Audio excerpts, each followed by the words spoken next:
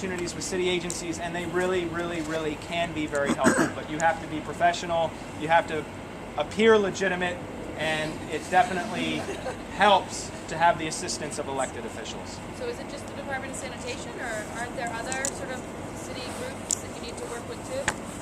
Like, who runs the canals? Is it?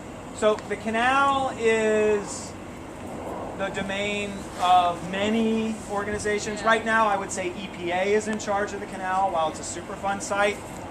During a normal year, most of it is under the purview of the U.S. Army Corps of Engineers because it's a navigable waterway.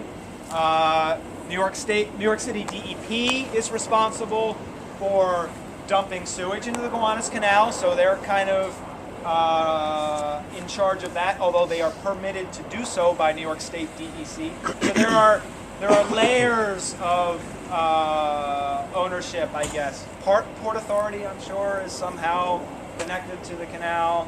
Maybe DOT, certainly with the bridges. So everybody has a little piece of the pie. But sanitation I would say sanitation has been the most helpful and progressive city agency to work with. Then DOT is great. Parks Department is pretty good sometimes too.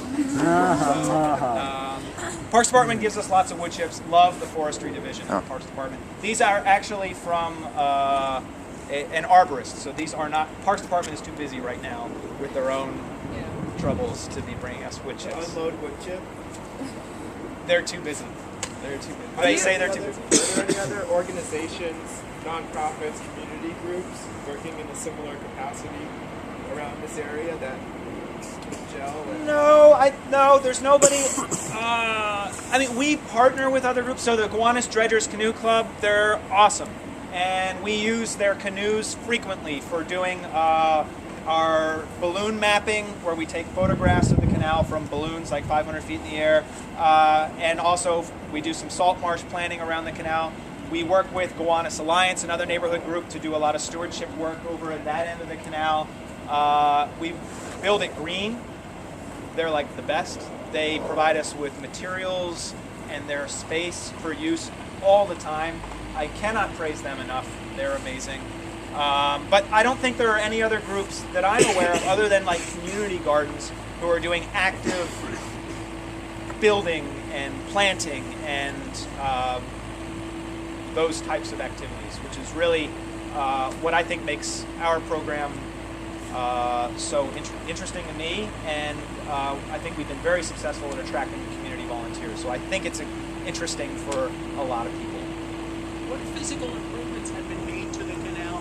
I remember something about new pumps or something having been added to the canal historically in the last years, and will that eventually help some of the problems in the canal?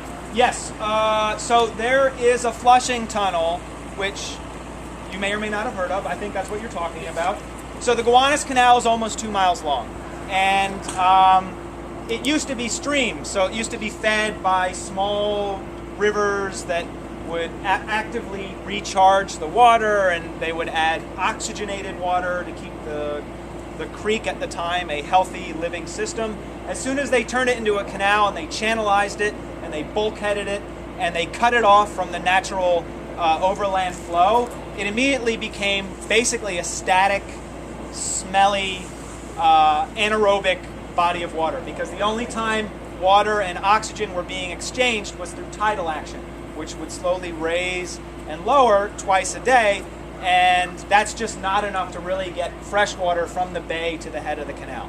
So what they did, the community complained and complained and complained. This is like back in the late early 1900s, that it immediately became a cesspool. It was also a cesspool. So what they did was they built a tunnel underneath Brooklyn Heights, Carroll Gardens, and Borum Hill, which runs from the Buttermilk Channel, which is between Brooklyn and Governor's Island. And there's a 6-foot, 8-foot diameter pipe running underneath the neighborhoods with a giant pump at the end, and they pump, I don't know, 1 million gallons a minute or something of water to the head of the canal to flush it out, hence the title Flushing Tunnel. But it broke down almost immediately, and so they sat on it for like 50 years. Then they fixed it again in the late 70s, and it broke down almost immediately again. So the canal that's part of why it's such a notoriously smelly place. But if you walk over the canal now from the 3rd Street Bridge north, you'll notice that there's a black pipe floating in the canal with white buoys connected to it.